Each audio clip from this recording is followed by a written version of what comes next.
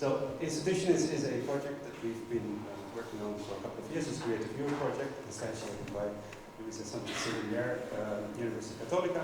It's 8 organizations who are present with us today, some of them. It's very nice also to have them here. And it's a project that is thinking about what an institution can be. So an institution is a thing to do. And all of these organizations are very different from each other. There are smaller organizations, a one-man's organization, up to a larger organization like CAM, Centro Art Moderno, or Belgium, which is much larger than that. And we come together in the different institutions to talk and exchange what an organization can be, what an institution can be.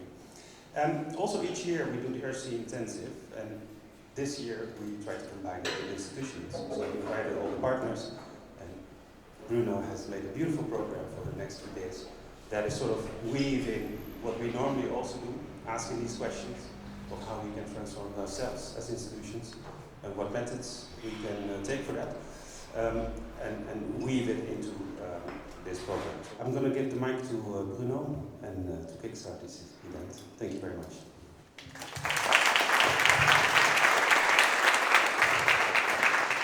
Hello, good afternoon. First of all, I'm feeling very lonely here. This is not going to be a participatory presentation. We will not pick anyone from the public, so there are many seats here, and you're invited to take them, and I promise I will not engage with you at all.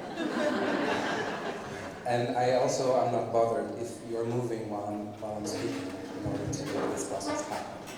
So, yeah, see? Great. Thank you.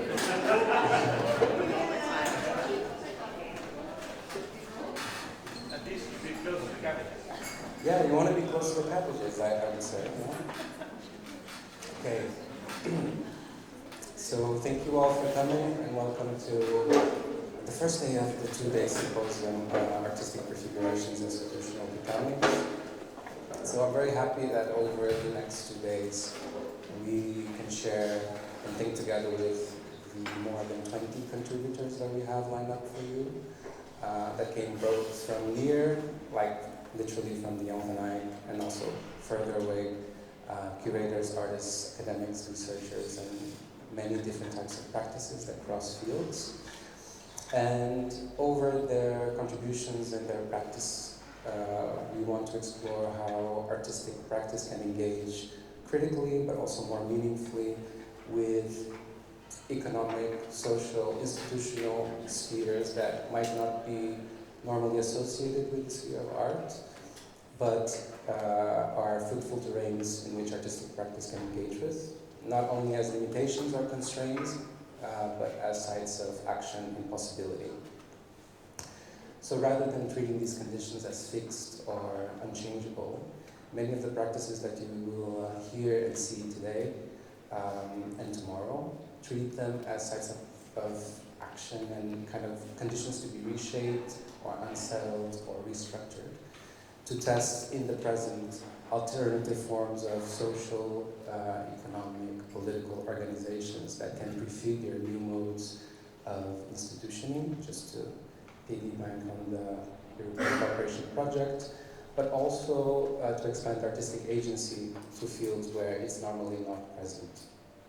So these are not questions, as Hicham was saying, that concern the project, this European Cooperation Project that we're all convening, institutions, but it's also a continuation of the conversation and exploration that we started last year. So last year we had a similar 2-day event called Situated Institutions, Relational Practices in Liminal Studios. And as you can see, this shape-shifting, unstable concepts and titles are something that kind of carries through the visual identity of this year's event. And last year we brought together different collectives, artists, but also entangled with institutional structures that were permeated by these 3 different principles, so situatedness, relationality, and liminality, to test out new ways of both organizing themselves internally as institutions, but also of relating to the context and communities around them. So It was a process of questioning their own modes of working and questioning their social, spatial relevance. And I think many of the questions that started in that event, and now I'm looking into some of the speakers that contributed last year that are here today as audience members, hopefully very active audience members. So I think many of the questions that we started exploring last year are kind of carried through to this year, and many of these concepts that are shifting in this community will also reappear this year.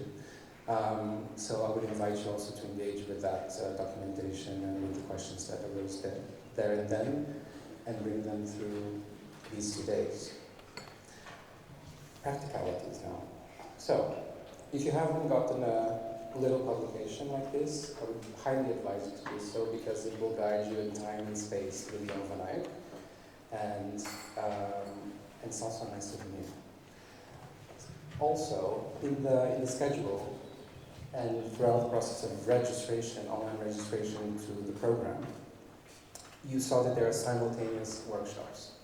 So when you open the schedule, it looks very packed, and partially it is because it's very packed, but it's not that packed because the workshops are not happening sequentially. They're not happening simultaneously. They're happening sequentially. Some of you might have registered for the workshops, and others might not have registered for the workshops. For those who haven't found a spot yet, we will try to allocate different people to different workshops later on. At this point, we're kind of making note of those who have not showed up and kind of counting how many spaces we have left. So that process, I will give you more details about that later, but don't worry about it. You'll go somewhere. And if you cannot go to any of the workshops, my colleague Hicham, who should be here somewhere, is giving an introduction and a tour of the Future Materials Lab. Showed up there.